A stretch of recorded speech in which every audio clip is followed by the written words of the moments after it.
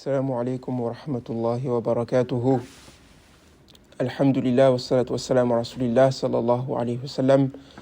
رب اشرح لي صدري ويسر لي أمري واحلل عقدة من لساني يفقه قولي. السلام عليكم ورحمة الله وبركاته. Mes frères et sœurs, dans la vidéo précédente, nous avons parlé de l'évocation et le mérite aussi du istighfar, de la lecture du Coran.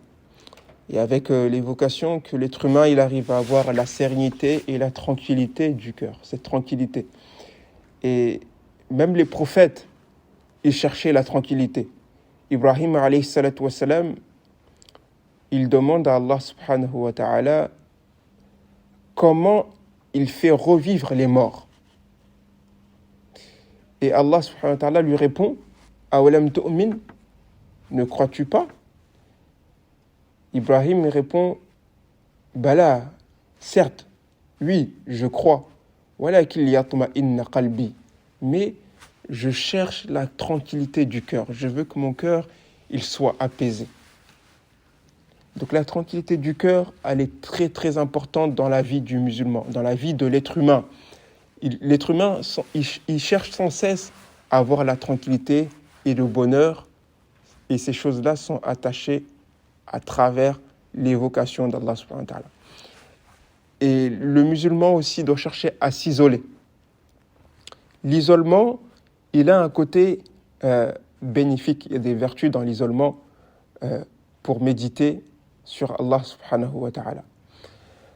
Un jour, il y a un malade qui était à l'hôpital en phase terminale. Les médecins lui ont dit il est temps de réunir ta famille et de préparer tes adieux, parce que tu vas bientôt partir. Il a dit, si c'est ce cas-là, je vais préparer mon dernier voyage, parce que j'ai toujours rêvé de faire une croisière. J'ai toujours rêvé d'aller au bout du monde, de m'isoler, de lire et de me retrouver avec moi-même. Et les médecins lui ont déconseillé, ils lui ont dit non, parce que si tu fais ça, tu vas mourir dans l'eau. Et ne fais pas ça. Il a dit si, je vais le faire, parce que c'est mon rêve. Je voulais le faire, et comme il ne me reste pas beaucoup de temps, je vais le faire. Il a préparé donc ses valises, il est parti. Et pendant son voyage, cet homme-là, il écrivait à sa famille. Et un jour, il a écrit que aujourd'hui, je me sens bien. Je ressens la tranquillité du cœur. J'arrive à lire. J'arrive à évoquer Allah. Je suis tranquille. Je n'ai plus tous ces problèmes et tous ces soucis. Donc il était tranquille à l'intérieur de lui-même. Il a dit aujourd'hui, je me repose, j'arrive à dormir. Je me sens serein, je me sens tranquille. Et quand il est revenu de sa croisière, wallahi, il est retourné à l'hôpital, il n'avait plus aucune maladie. Il n'avait aucune maladie sur son corps, parce qu'il a retrouvé la tranquillité du cœur. Et c'est ce qui est le plus important. Souvent, les gens ils tombent malades, pas à cause de ce qu'ils mangent, mais ils tombent malades à cause de ce qui le mange, lui. Et ce qui nous mange souvent, c'est la tristesse, le chagrin, l'inquiétude, souvent ce qui mange le cœur et le corps de l'être humain. Et on arrive à avoir la tranquillité, on arrive à s'éloigner de l'inquiétude, à s'éloigner de la peur, à s'éloigner de tout ce qui est les chagrins et tout, etc., seulement par l'évocation d'Allah subhanahu wa ta'ala. Donc, il y a un côté bon dans l'isolement. Il y a un côté bon dans l'isolement pour se rappeler d'Allah subhanahu wa ta'ala. Et même parmi les 7 caractéristiques que le prophète sallallahu alayhi wa sallam a citées, des gens qui seront sous l'ombre du trône d'Allah, il y a 7 catégories de personnes qui seront sous l'ombre du trône d'Allah. Parmi les 7, il y a une personne qui s'est isolée pour se rappeler d'Allah subhanahu wa ta'ala, et en se rappelant d'Allah, il pleure. en se rappelant d'Allah, il pleure. Donc l'isolement. Donc je ne dis pas qu'il faut chercher à s'isoler tout le temps, parce qu'il y a un isolement qui est mauvais pour le corps et pour l'âme, mais il y a un isolement aussi qui est bien pour la méditation. Même si c'est 10 minutes le matin, 10 minutes le soir, on se met à côté, que ce soit tout seul dans sa chambre ou à la mosquée, pour se rappeler des bienfaits d'Allah subhanahu wa ta'ala, c'est bénéfique pour le cœur comme pour le corps et le cœur. Et l'évocation, également, Allah subhanahu wa ta'ala l'a rendu obligatoire. Là où il dit « Ya ayyuhalladhina amanu dhkurullaha dhikran kathira wa sabbihuhu bukratan wa asila » Évoquez Allah subhanahu wa ta'ala d'une façon assidue et évoquez-le matin et soir. Huwa allazi yusalli alaykum.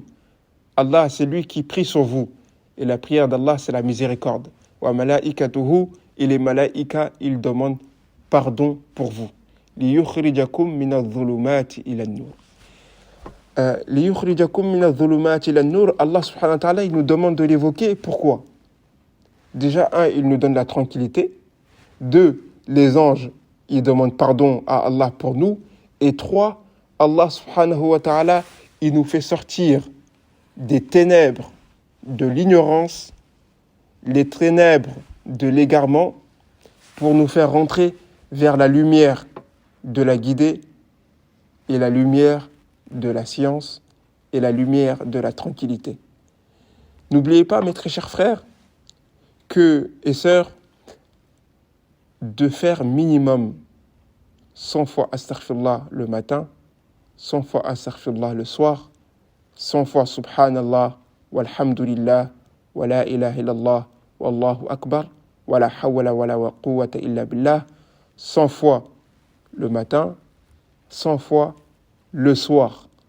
N'oubliez pas également, pendant ce mois du Ramadan, de ramasser le maximum de hasanat, le maximum de bonnes actions.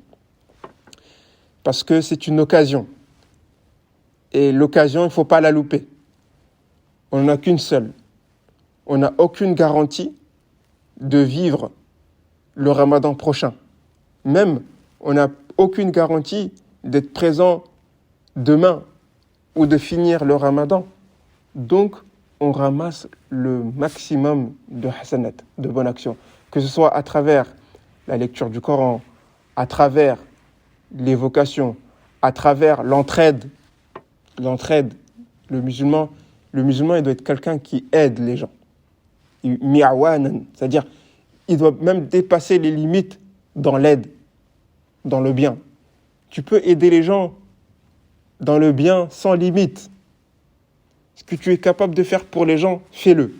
Parce que khayrun nas, le prophète sallallahu alayhi wa sallam, il dit khayrun nas anfa'uhum linnas. Le meilleur parmi les gens, c'est celui qui est profitable pour les autres. Tu es au profit des autres. Les gens, Allah subhanahu wa ta'ala, il t'a mis au service des autres. Et soyez au service des autres, des pauvres. Il y a combien de pauvres? Combien de gens qui peut-être ils ont du mal à rompre leur jeûne. Ils jeûnent toute la journée et à la nuit, le soir, ils n'ont pas de quoi manger. Soyons des musulmans généreux. Allah subhanahu wa ta'ala, il est généreux en haut et il aime des serviteurs généreux sur terre. Allah subhanahu wa ta'ala, il est miséricorde dans les cieux et il aime le serviteur miséricorde sur terre. N'oubliez pas d'invoquer Allah subhanahu wa ta'ala avant la rupture du jeûne. C'est très important. 15 minutes avant le maghrib, c'est vrai, on est précipité, il faut préparer à manger et tout, etc. Mais gardez-vous un temps pour Allah subhanahu wa ta'ala. Évoquez-le, invoquez-le, demandez-lui de vous donner ce que vous voulez. Demandez-lui le paradis et demandez-lui sa protection contre son feu de l'enfer. Allahumma salli wa sallim wa barik ala sayyidina Muhammad وعلى آله وصحبه وسلم تسليما سبحان ربك رب العزة عما يصفون وسلام على المرسلين والحمد لله رب العالمين.